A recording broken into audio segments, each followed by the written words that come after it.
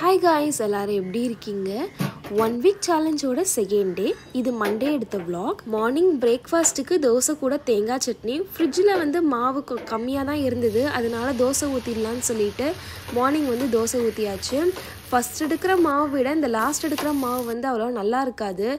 எனக்கு ஃபஸ்ட் எடுக்கிற மாவு தான் வந்து பிடிக்கும். இந்த லாஸ்ட் மாவை கம்பேர் பண்ணால் ஃபஸ்ட்டு ஊற்றுற மாவு வந்து நல்லாயிருக்கும் டேஸ்ட்டு. நைட்டுக்கு பட்டாணி போட்டு குருமா வச்சுட்டு சப்பாத்தி சுடலான்னு இருந்தோம்.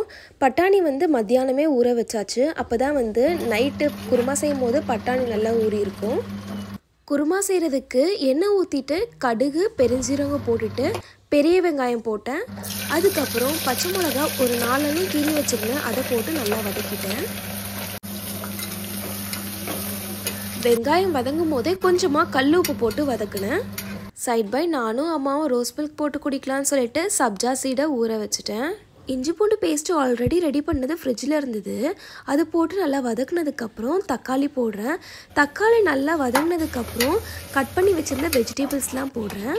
கேரட், உருளைக்கிழங்கு, பட்டாணி நிறையா போடுறேன். குருமாவில் பட்டாணி நிறையா போட்டால் நல்லாயிருக்கும்.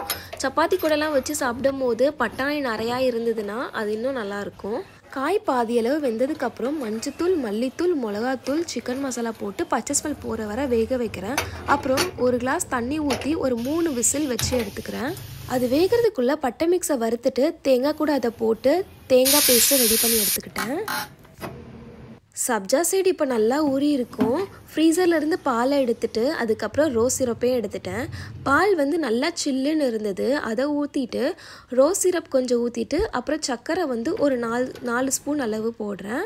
பால் வந்து ரொம்ப கட்டியாலாம் எனக்கு ஆகலை. கட்டியாக இருந்தால் இன்னும் நல்லா இருந்திருக்கும். லைட்டாக தான் கட்டியாக இருந்தது. இன்னும் வந்து பால் கட்டியாக இருந்தால் இன்னும் ரோஸ் மில்க் திக்காக வந்திருக்கும். குக்கரில் விசில் போனதுக்கப்புறம் தேங்காய் அரைச்சி வச்சுருந்ததை ஊற்றிட்டு கொஞ்சம் நிறையா தண்ணி ஊற்றி கொதிக்க வைக்கிறேன். குருமா கொஞ்சம் கொதித்ததுக்கப்புறம் கொத்தமல்லி போட்டுட்டு அதுக்கப்புறம் குக்கரை மூடி வச்சு ஒரு விசில் வச்சு எடுத்ததுக்கப்புறம் குருமா ரெடி ஆகிடும்.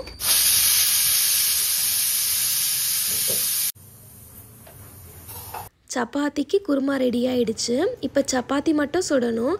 அம்மா வந்து சப்பாத்தி சுட்டுட்டு இருந்தாங்க. இந்த சப்பாத்தி சுட மட்டும் எனக்கு வரவே வராது. நான் எப்போ சப்பாத்தி செஞ்சாலுமே ஹார்டாக தான் வரும், சாஃப்டாக வரவே வராது. எனக்கு அம்மாவும் சொல்லி கொடுத்துட்டாங்க. அப்போவும் வந்து எனக்கு சப்பாத்தி சுட்டு ஒரு 2 மினிட்ஸில் சப்பாத்தி ஹார்டாகிடுது. தோசை இட்லினா கூட செஞ்சிடுவேன், இந்த சப்பாத்தி சுத்தம் வராது.